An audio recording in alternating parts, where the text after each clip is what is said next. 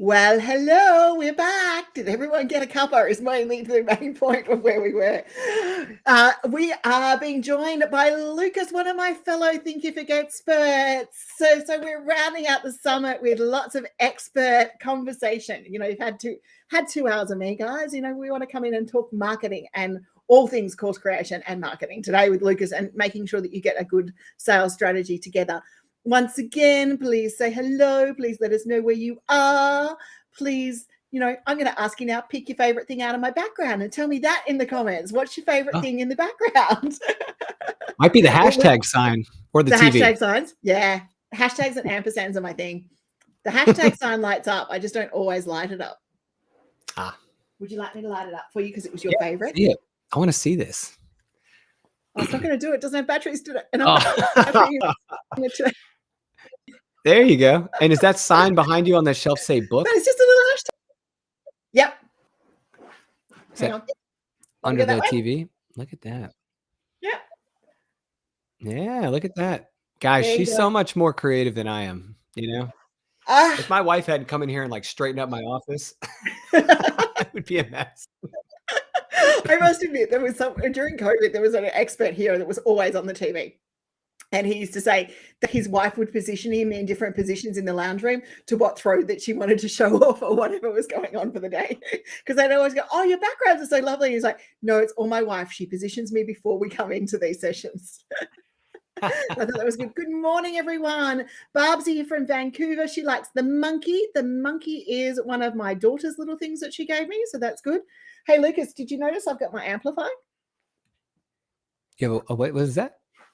Oh, were you not part of Amplify? Oh, look at that. So this is what we got for Amplify last year when we were in the Amplify convention. So story behind the TV, guys, it was my grandmother's TV when they first got TV.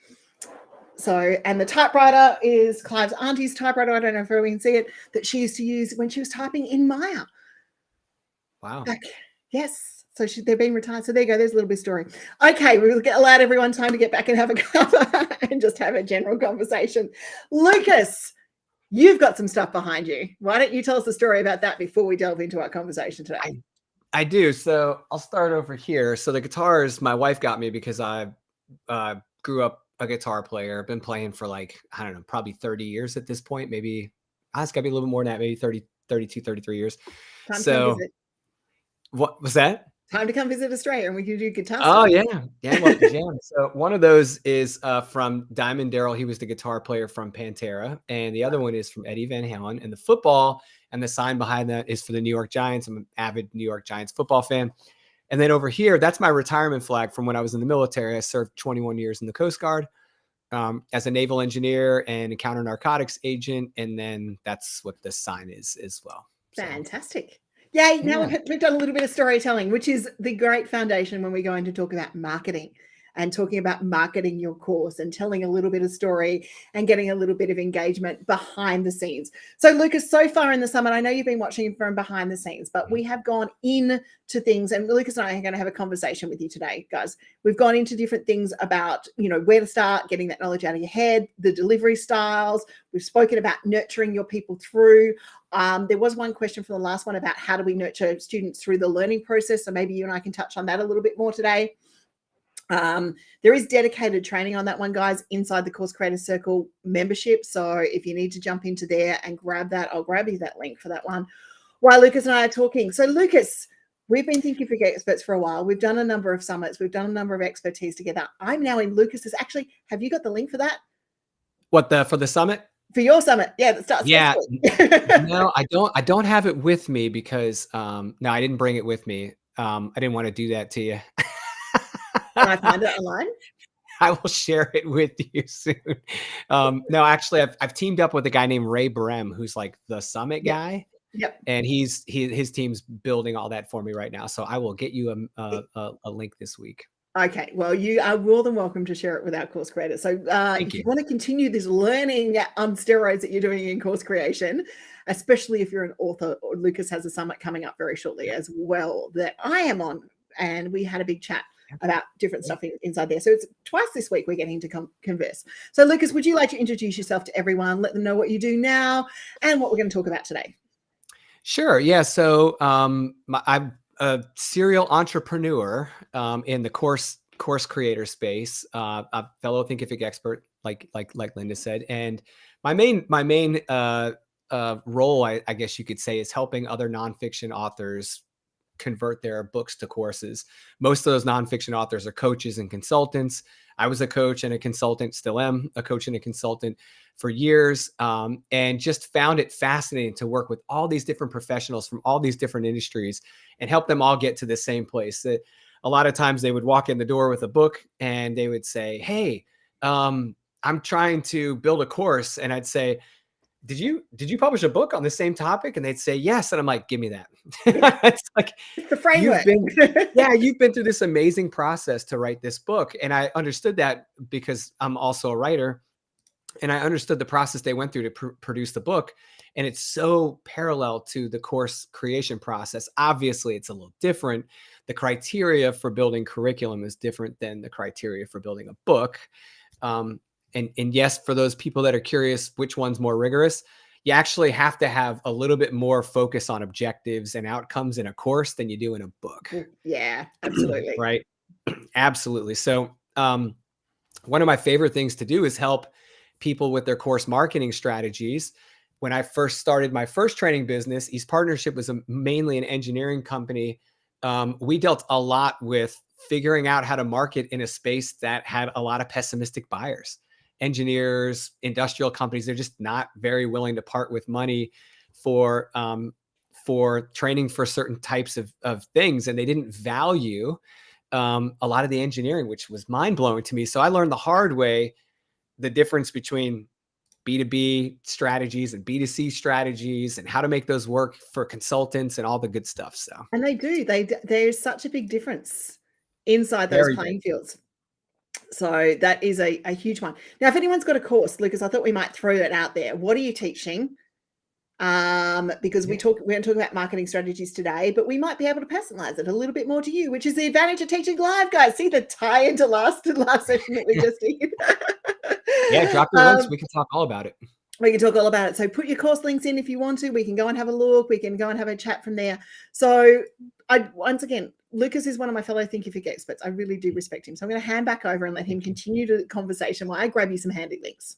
Oh yeah, do it. Okay. Healthy eating and healthy cooking. Great. I used to be a personal trainer, so that resonates with me. I used to be a nutrition coach as part of that job. Dr. Dot's Online Science Club. Oh, you're going to love Dot stuff. That sounds so fun.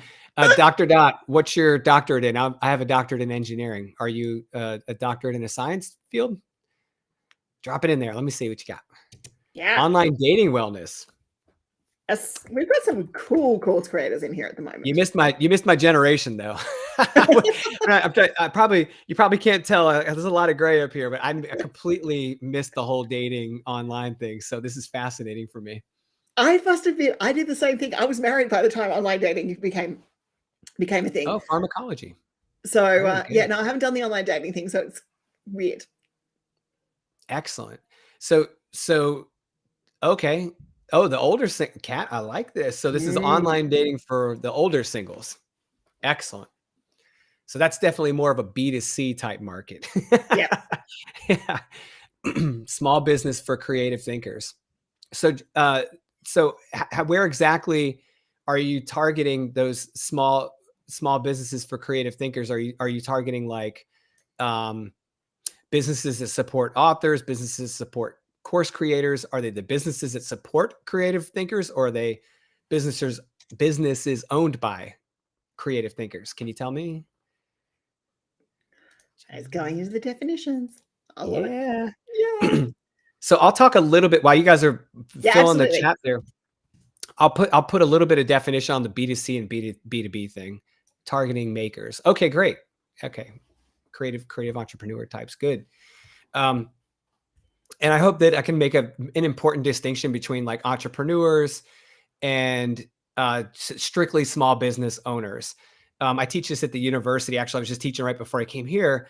an entrepreneurs and engineering management course. And one of the big distinctions between a small business owner and an entrepreneur is the innovation and the creativity that is required for entrepreneurship and is not necessarily required for small business owners, even though it's obviously helpful. So you're targeting entrepreneurs very much so. Lucas, I'm just going to duck off camera for a minute. I've just got to go to the front door. I will Sure be thing. back. Yep, go get a package. Okay, photographers, illustrators, people who make with their hands, good stuff. I love it. Fantastic. So again, probably B2C, which is business to consumer. So if you guys already know B2B and B2C, I apologize, but for those that do not know the difference, B2C is business to consumer and B2B is business to business. I spent the first, this is kind of embarrassing to admit, but I'm happy to admit it. I spent the first 8 months as a course owner and seller, owner of a training business with multiple partners as instructors, selling my courses to the wrong person, right? 8 months before we realized we were fully marketing B2C, but should have been marketing B2B. And I'll explain a little bit of why it took us so long to come to that realization and how we made all the right decisions, but missed that one. So we developed training for engineers that solved specific types of problems. And so we did like every other good curriculum developer should. We designed the curriculum around the learner, right? The person who's learning. And then we thought, well, we'll sell the course to them. And I shared this with Linda last time when we were talking on my summit. It took us a while to realize the learner, the engineer who was buying that course, we were asking them to spend hundreds of their own dollars out of their own wallet to solve their boss's problem, which is crazy.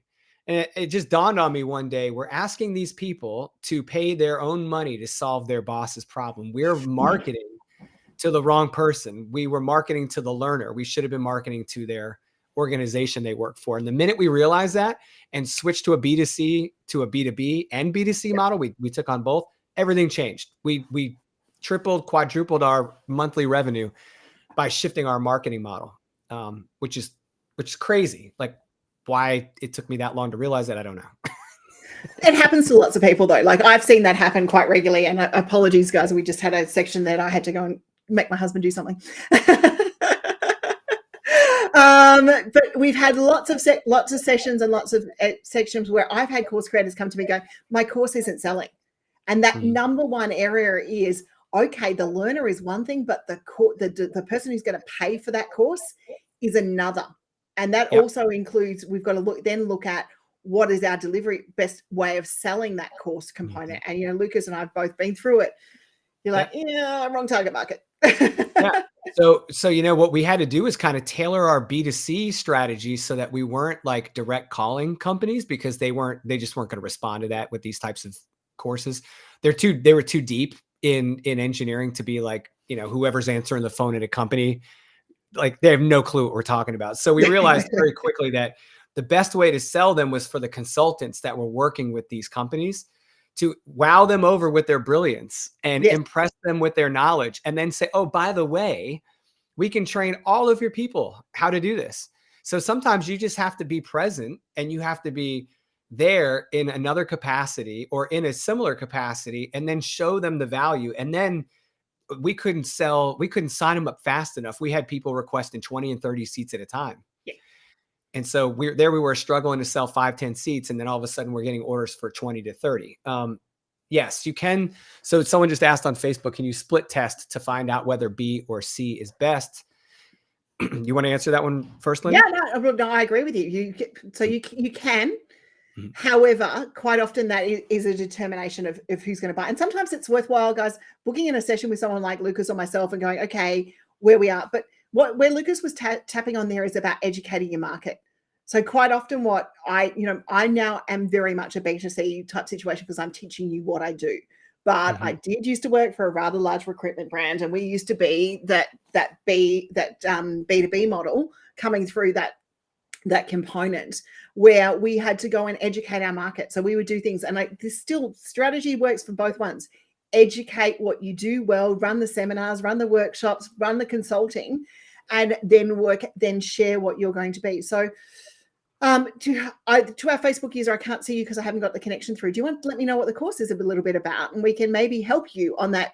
Is there a B2C or a B2B component to what you're doing? Quite often there's a market for both. It's also then turns out which ones do you want to teach?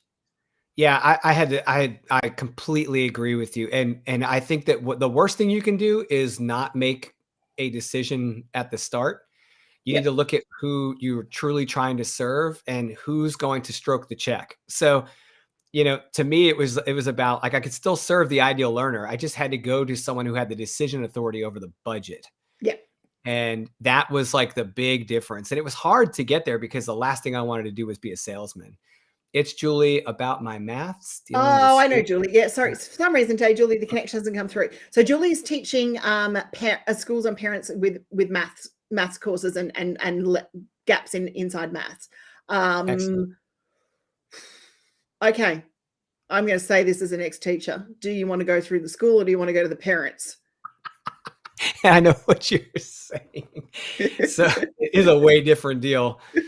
They're two different deals. Yeah.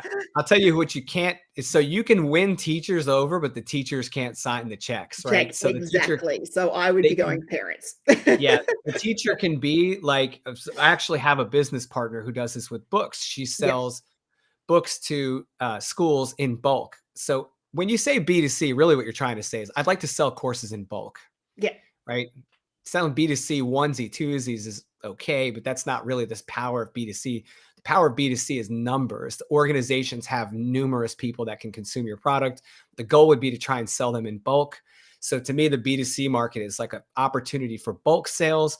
When you get to that point with like a classroom, you're dealing with, or multiple classrooms, you're dealing with several layers to get to the point of sale. So you have to be a bit patient. Have some time, give yourself some grace, because Lindy and I both laughed or smiled when you said schools, because you got to go through a little bit of a bureaucracy to get to it's a 2-year sales cycle to get a school to do something here in Australia. Because the curriculum set for this year, your best chance is you're going to get next year. Sorry, but this is just reality. The best chance is that you're going to get next year. But what the schools will take from Julie, and this is, I know I'm not sure what we're looking for in the States, but I know here and in Canada, I know for here, what they will take is the information night. If you're prepared to give them an information night, and staff going to the teachers, go straight to the PNCs and say, I want to run an information night for your school on this. This is what we're looking at doing. I want to educate the parents. Yes, there is a lot of education about parents about why it's important, but once you've got their buy-in, they will hand over fist tell everyone they know about the change and the difference that makes to their child. They will be your advertising campaign, and it's going to take a little bit of foundation educational work, but it will make the campaign will just roll itself once you get happy parents in there. Yeah. I was getting ready to say, the cool thing about the schools is once you're in, you're kind of in. Usually when at least here in the States, a lot of the schools are controlled by counties or cities. So once you get through the approval process with the central administration, they're pretty much able to distribute your product as you're a vendor to the school system. So now you can go to all the schools in their system, unless of course it's within one school. At that point, that's a great stepping stone to getting to the county or city level. But that means that the principal is basically authorizing the budget out of the school's individual budget. Yeah. So that's why a lot of times it's great to get to the county or city level. And I think in lots of ways, Julie's one there, if she was to go, she still could have the opportunity to go to the schools, but for immediate sales and to start getting immediate sales, I'd not immediate sales, but start the parents first, and let the parents help move the bandwagon into the schools. Yeah, that's a huge power thing, especially if they have. I mean, do you guys have parent teacher associations? Yeah. So PNC or parents and friends. Yep. Yeah, they'll drive a bus for you. The other thing is look up a guy named Teacher Tom. He teaches a kind of a unique action learning style. The only reason I'm familiar with him is he was a Thinkific client. His wife was a very successful business owner, and she was looking to host a summit for him. And I was talking to them about potentially supporting them on a summit. And I just was immediately amazed by the following that this gentleman created in blogging, strictly through blogging and webinars. So he got all of these educators, mostly teachers, to, I mean, just this massive following, dozens of thousands of teachers following him. His summit was packed with people, and it was all through organic marketing of, he was blogging and he was doing it daily. And then he was posting so much information that these teachers were just jumping on these free resources. Part of the reason is the teaching profession doesn't necessarily reimburse teachers financially as they should. So a lot of them are looking for these resources. For stuff, you know, people walk into someone's classroom, and I know I say this, I vent about this, but you know, people walk into classrooms and go, oh, there's nothing in there. I'm like, well, that's because this teacher's starting out and they don't have their kit yet. And you know, when you walk into a classroom, you've got your own stuff. You know, you take your own stuff and bean bags and all of that sort of stuff. So bearing that in mind. But look, I think that's a really good way. Now, and what Lucas just pointed out about Tom's style, and I've just put the link in for those watching. Julie, I might have to come back and do it on the Facebook page, Facebook group in a minute. I'm not sure if it's going through to the group. However, one of the big things in that space is the blogging, the free resources, the valuable resources, because I think it's really important, Lucas, we can touch on this. Give away your stuff. You don't have to give away everything, but give away enough stuff. Point. Say this is nicely. Stacey, if she's on here, will tell you that she thinks my newsletter is like drinking from the fire hose. We give enough, but sometimes you need guidance to understand what we've given you. Yeah. And that's where your courses and that sort of stuff come into play. Yeah. And you know, it does. And it does help you screen your audience a bit too. So certain communities respond to free content differently than others. And I'm a big fan of posting free content. I actually have a Learn Thinkific kind of course and program where it's a lot of live Q&A, but I put a lot of the lessons just up for free on YouTube, on my YouTube channel, just to help people, because those people that are going to YouTube for the free video content, they're not the same people that are investing in my program. And there were a lot of people that were saying, why would you put your content on YouTube? That's some of your curriculum. I'm like, dude, there's over 60 videos in that class. If I put 15 or 20 of them up, one, it's not the whole class. Two, they're not getting any live Q&A, right? There's a lot of value that can be added to the program outside of that curriculum that's being posted and offered for free. And the people that are going there for free, I'm glad to help them, because 9 times out of 10, they're actually not the person who's going to end up in my program anyways. So it doesn't matter. It's like, sure. And then when I was in engineering, I offered a lot of free content to people, because what I found was most of the people that came to my free content, this drives a lot of course creators nuts. Linda, you'll crack up at this. Tons of free, like people coming through this free lead magnet, tons. And all my friends are like, oh my gosh, you must be selling a fortune. I'm like, no, they never convert to sales, but that's not the point. The people that were coming to that free resource don't have other resources. They're working in like a coal mine in Western Africa. They don't have money. They don't have education sources at the tip of their finger. This is like everything to them. I was happy to help those people. So it's all about, and this journey, like, and we can get into this scarcity mindset when it comes to marketing our courses. And I think if anyone else is stuck with their course marketing, let's have a chat. But I think, Lucas, it's a really good one to talk about. Is we can get that but that's in my course, I shouldn't give it out there, or that I've got that out on YouTube, I shouldn't give it out there.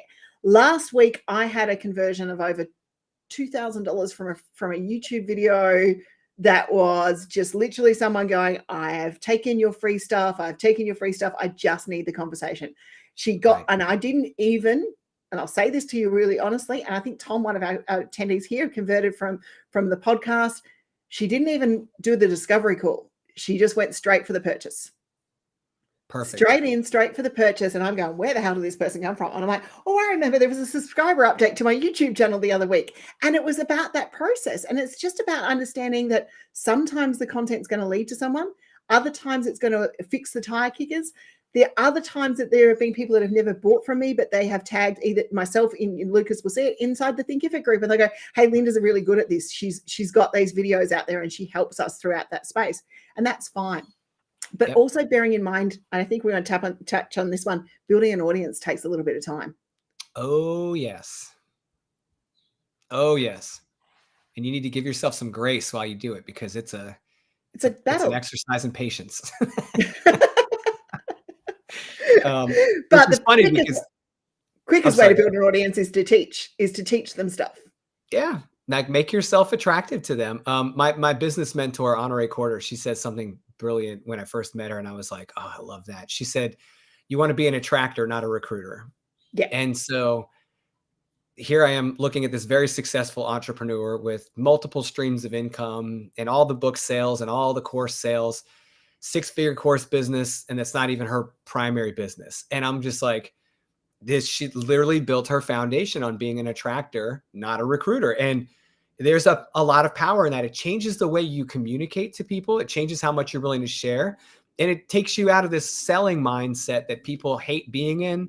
And it changes the way you act when you're like, feel like you're forcing sell. You know, it's like, Takes the ick away. how many sales coaches out there right now are saying, let me teach you how to sell without being icky or like not feeling guilty? There's a reason they can say that. When you look at the problem, agitation, solution pass, like the pass that we use in copy, right? A lot in copywriting for defining people's problems and then agitating that problem, showing them how it negatively impacts their life, and then showing them how nice things are when they have the solution in place, the outcome, right? Then what ends up happening is you don't have to be a yucky salesman. You can just, you're just telling them like, hey, this is something that could potentially help you. And that's what I'm trying to do is help you. The money just happens. It happens. And we're not saying this to the point of view of guys to be completely wanky about this either, though. We are saying that it takes work. Marketing your course is going to take work. But the strongest thing I can say to you is build your audience, teach for your audience. Do all of those, give the time, have the conversation with people. I filtered someone out of my world today because I'd offered them a discovery call and they're like, oh, I don't want to wait. And I'm like, well, that's fine. However, I'm not going to go and create a brand new tutorial for you right now, just because you want it today. We're in the middle of delivering the summit. However, there was someone else that I helped this morning in the early hours this morning because my brain was working, that I helped this morning that I said, oh yeah, we're about to run a session on automation in the summit. Here's the link. So it's about filtering those people through as you build your audience and going through those areas and bearing in mind, and I say this as patiently as I possibly can, not everyone's your audience and you don't need to own them. You don't need to own everyone in an audience. They'll come to you when they're ready.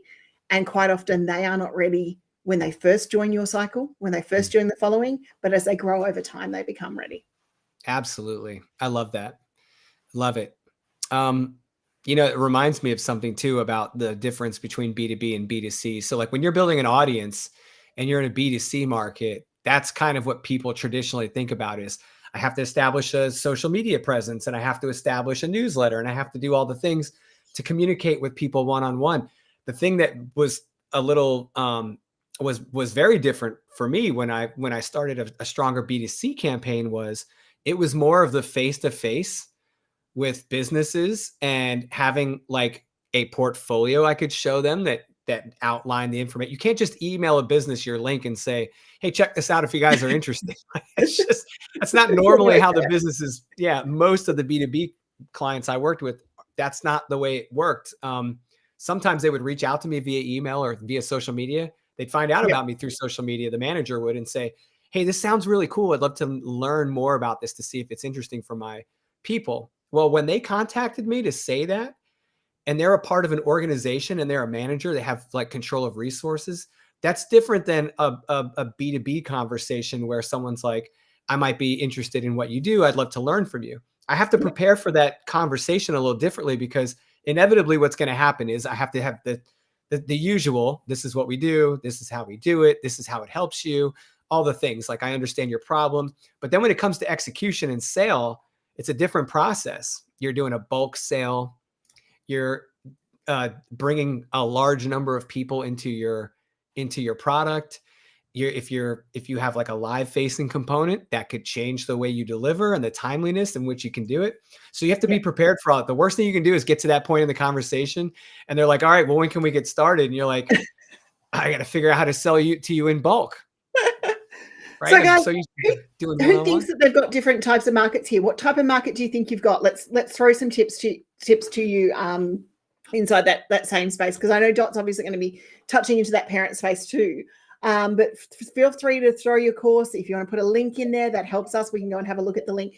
Lucas, I know we sort of share a similarity on this one, but everything, and I think that if we can remember this right now, everything in course creation is about delivering a win for your potential student and then delivering small wins along the way.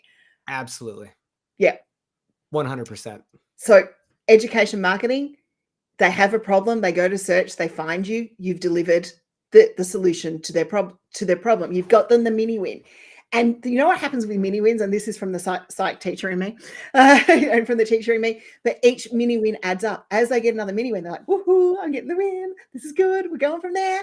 And they keep adding those components up. And that adding those components up from there is the thing that, you know, allows them to be able to go, yeah, I'm on the roll now. I've learned so much. Here's my credit card. You know, I'm mortgaged my house. What else do you want from me? Type situation. Not always. Okay, we've got a couple of B2Cs. I want to, Genevieve, I want to just get your one for a second. Is it B2B as in multiple people inside an organization, or is it business to business owner? Because I would still most probably count that a B2C network. Just to clarify that one. We've got Kat's B2C, obviously with people, mature people looking at online dating. So I would be, Lucas, we'll brainstorm together on this one, but I would start with the traps or maybe the things that people might be scared of online dating, all the news stories that are trending in the media right now. Yep.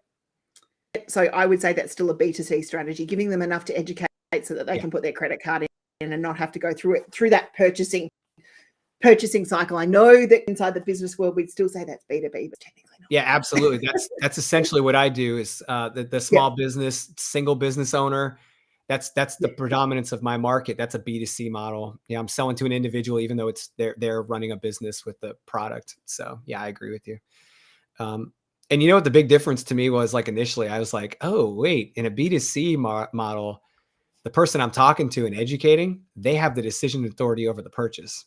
Yep. In the B2B market, the learner is oftentimes not the person with the authority to buy. Yes. And you can spend a lot of time talking to potential learners in the B2C market and never actually get to the decision maker and regret it later. So you have to be very cognizant about that. And it's actually kind of first time I had to have a conversation, I was a little uncomfortable. Because you'll hear mixed. I'd love to get your opinion on this, Linda, because you'll hear all kinds of mixed things like, hey, you know, when you run into that situation with someone, just tell them, hey, I need to talk to your manager. And the first time someone told me that, I laughed. I'm like, yeah, if I'm on the phone with someone and like, I don't want to talk to you, I want to talk to your boss. I'm like, no, how about you let me talk to my boss? Right. It's like, you have to understand that if you're gonna try and talk to someone outside of that person, like maybe the learner found you, then invite them to the conversation. Say, hey, maybe we can all get in a call together. Yeah, absolutely. And you know, I mean, my first lot of marketing started in call centers, and we were selling gym memberships. So we would do the trial, but then we went into a B2B type situation. And I tell a story, guys, if you ever want to listen about marketing wise, I always laughed in that situation of when I first started in marketing and I was going through teacher training at the time, I was asked to create copy, and I literally walked to the photocopier because that's what teaching students did. They didn't write copy. What the hell was that shit?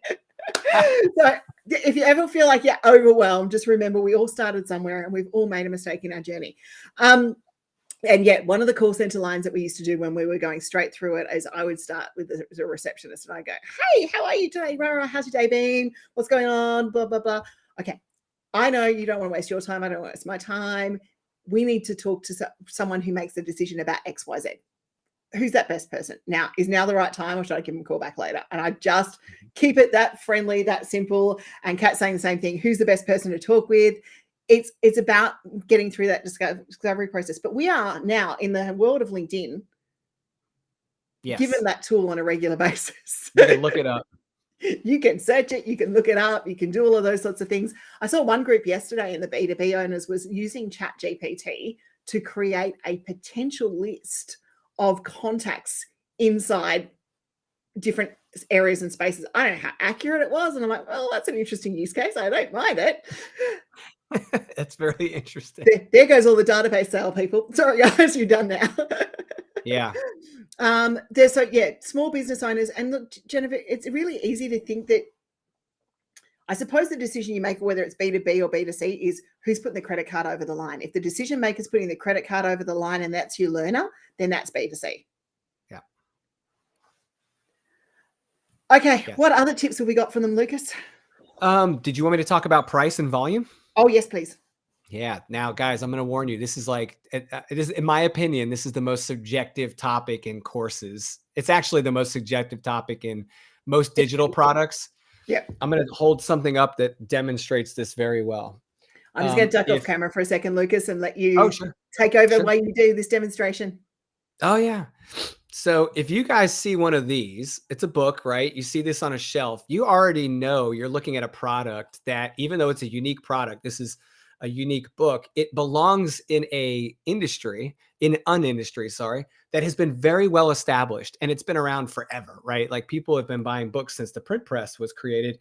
And of course, back then, rich people had books and no one else did. And as the industrial age progressed, books were made available to most people, right? So when you go to a store to buy a book, you already have a buyer's psychology embedded that says, I expect to pay a certain amount for a paper book. I normally pay a certain amount for a hard book. I normally spend a certain amount on an ebook. And you are kind of, I don't want to say you're conditioned to expect certain prices for certain products in certain industries and certain spaces. That's because this is a very well-founded, long tenured industry. Course creation and course sales online are not anywhere near that mature. And so it becomes a very difficult topic to talk about price. I actually have a book coming out this year about course pricing strategies, because I found that this was probably the single most subjective and difficult question that a lot of my course creator clients were coming to me with. And I came up with a couple of simple rules, like some key foundational things.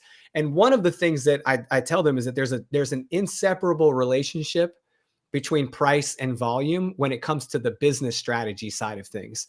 So if you're going to sell low priced products and you expect that income to put food on your table, you know that naturally you're going to have to sell enough of those. And that's probably a lot. And if you have high priced products, you probably have to sell less of them, but you just feel like they're harder to sell because they're higher priced. So you have this relationship between volume and price, and you need to figure out kind of where you are on that scale of low volume, high price, and high volume, low price. And you might be somewhere in the middle. I kind of sit in the middle with my courses, but I do have a client who sells courses for multiples of thousands, starting at $3,000, working all the way up to $10,000 and $15,000 packages. And that person makes 6 figures a year in course sales. They just don't have to sell as many, but their star power and their reputation and what they do and getting it from them is what propels their product forward in their market. They would not be able to exist in that very niche, high level volume, or price, low volume model if they didn't have the industry recognition that they have. So it would have been a very poor business decision for them to pursue that model if they didn't have a huge audience and Absolutely.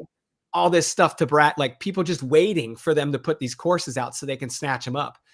And the way they built these packages also involves a lot of their personal time, because it doesn't matter if you create a course for $10 or $10,000. There's one rule that must exist regardless of the price or the volume. And that is that you must exceed the value of the price tag when you deliver. And the minute your perceived value drops below whatever your price is in the eyes of the buyer, the buying stops and you end up with unsatisfied learners. And that's like a recipe for disaster. So whenever you start thinking about the relationship between how many things and what you should price them and what do you want to move, my goal is always to try and design the business you want, not just the one you can have. Make it work the way you want it to. And if you don't feel like your product is worth that much, increase the value of the product. Exactly. And I think that's the big component. I see so many creators come through a course audit, because Lucas knows I do through the Thinkific Fiverr store, I do course review audits, and I look at the course and it's $7, but there's like 4 hours worth of training in it. Now, that's exceeding the price tag. However, it's got the person questioning how crap are the videos inside. Yeah, it's like, so there there's needs this. to be that match between education transfer, Yep. and those sorts of things. We got a rule of thumb in house here. I'll be really honest with you guys. Anything under an hour that's got no workbook is a $47 course. Right. Okay. Something that's got a workbook and got materials and that goes with it, that's most probably an hour plus gets to about 97. Anything over 2 hours of training is $197. Anything that's got live components in it, they don't start at anything less than membership points. And the reason that is in place is there. And there's courses that we do that have review components. So like our how to write a media release and our how to write an available for interview process, they have a review component from our team. So they're priced accordingly. So also, so that people don't come in and go, hang on, their team reviewed that release and I would like them now to work on some other stuff. And you go, this is the price, and they fall off their perch. So it needs to fit within your offering tree too, I think, Lucas, is a really big thing. Yes, Where does it absolutely. fit? Yeah, I use this thing called a product ladder. The tree is a similar method where you're basically climbing. And Linda and I, we talked about this during my summit. Like we've worked with clients who make this ladder or this tree where the distance between the steps on the ladder or the branches is so extreme that no one can reach the next level. And so they didn't design their product ladder very well. And what I mean by product ladder is like down at the bottom of the ladder is all your free content. And as you move up the ladder, the price and the value of the products increases until they get to your high ticket item. And so if you're a single component seller, if you sell one product and one product alone, then you have to ask yourself, can that buyer, I should say, actually reach your product? Or is it way too far out of reach? They're not tall enough to get to it, meaning they don't have enough financial capacity. They don't have enough understanding of the value of your product. One of the other components besides the relationship between volume and price is the buyer's psychology. If you're in an industry that traditionally sells things very cheap and you're walking in with Cadillac or Mercedes-Benz prices, I gave you guys the example of a book. If I put this book on the market and it's $17.99, right? And if I put this book on the market and I priced it at $117.99, it's probably not going to move many books. No. Because people have a perception of the value of a book. 110 pages, $110. I don't think so. Like they're not going to do it. Now I'm just here to tell you, I could make a fortune off this book, right? Yes. If by doing the stuff that's in it, but that's not how buyer psychology works with books. And it isn't. And they work with that price point. Yep. And it's the same thing with courses. We've got a few people that might be putting books out together here. I'll give you a bit of a launch strategy of what we're doing with what we've done with the marketing planner, what we do with the Course Creators Circle guide. We do a pre-order run. And the pre-order run is always fun. So the pre-order run, and you guys might be sitting here thinking, what does she mean? Not everyone takes her up on this. So for those of you who don't know, inside the Course Creation Summit, we have put together inside the Course Creators Circle, we've put together our process of putting together courses in the guidebook, because we thought these are good names. We'll go guidebook. That'll work really well. It's an exercise book, and I'm just popping the link into chat now here for you guys. That is designed to help you go through this process. We did the same thing with the marketing planner when it comes out. Each time it comes out, we launch with a pre-order bonus, and that pre-order bonus normally is a 30-minute session with me. Okay, so now we've got our book plus a 30-minute session with me. The perceived value of the book is now no longer a no-brainer because a 30-minute session with me is normally $197. So people are like, yeah, I'm in. Thank you, I'll have that. Yeah. So the pre-order value is there. Now, I know that from past times of doing these launches, we'll get about 10 to 15% of people who take that order on pre-order actually go through to the call, because they've got to get through that process and go through the call. Now, if everyone does it, I'll just be busy for the rest of the year. That's fine. We'll go through that process and we'll live with it. However, 90% of the time, in the years gone past when we've done these campaigns, it's about a 10 to 15% take-up rate of those calls. So for those of you panicking, going, oh my God, how is she going to do it all? But if not, we open up more time in our diary. We just got to move with the booking calendar and be fluid that way. That process goes through. Kat is, yeah, I knew this was coming and I knew you were going to like it. So pre-order is the process that we go through right now. And they put the books on pre-order. It's been laid up by my team. We've spent the last 12 to 18 months putting in our processes and our content there. We further expand on all of those processes and contents we have inside the Course Creator Circle guide. So this is how the cycle works. The guide is there. The guidebook is there. It then has the Calls With Me pre-order. It's going to go to sale. It'll go out to Amazon. It'll do its thing. And, Clive's got an ebook that we don't promote that's on Amazon that generates 87 cents every couple of months in revenue and lots of things. Oh, yay. Dot pre-ordered it yesterday. Woohoo. Yay. What's the title of the book? Sorry? What's your title of your book? Yeah, the Course Creators Guide. So Course Creator Circle Course Creation Guide. We were really, really obvious. It's on the web on the screen now for anyone wanting the link. Oh, there we go. So it's inside the Course Creator Circle shop. So the component is from there. So now we're talking about an offering tree. We've got freebies, people looking at stuff, people wanting to learn more about courses, their interest. We've put a tagline that's going into search. They're then going to purchase the book. Okay. Book gets purchased. Inside the book, we have got calls to action that say, if you want to dive further into this topic with us, head to our VIP members in the Course Creator Circle. We delve into this topic in video lessons further. So now we've used the book in our offering tree to go through to the next sale point. Yep. Okay. The next sale point is VIP membership into the Course Creator Circle.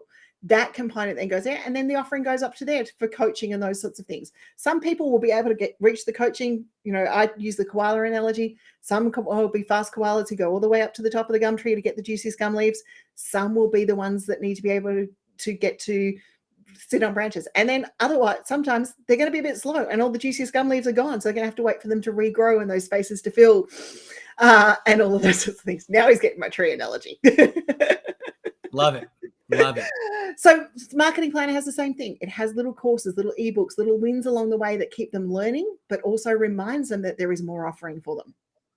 Yeah. And absolutely. It's really, really cool to be able to do it. So that's a strategy. And I know Lucas is teaching people how to market and sell their books, but it's one strategy of how to put something into your offering tree.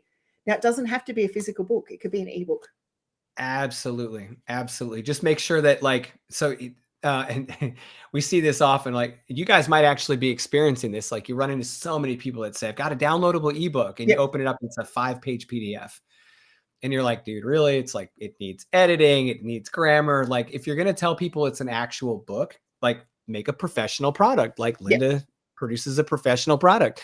It doesn't have to be War and Peace. It doesn't have to be this huge thing. But make it so that they really value what's in it, and that it's not just a marketing pamphlet, which is terrible.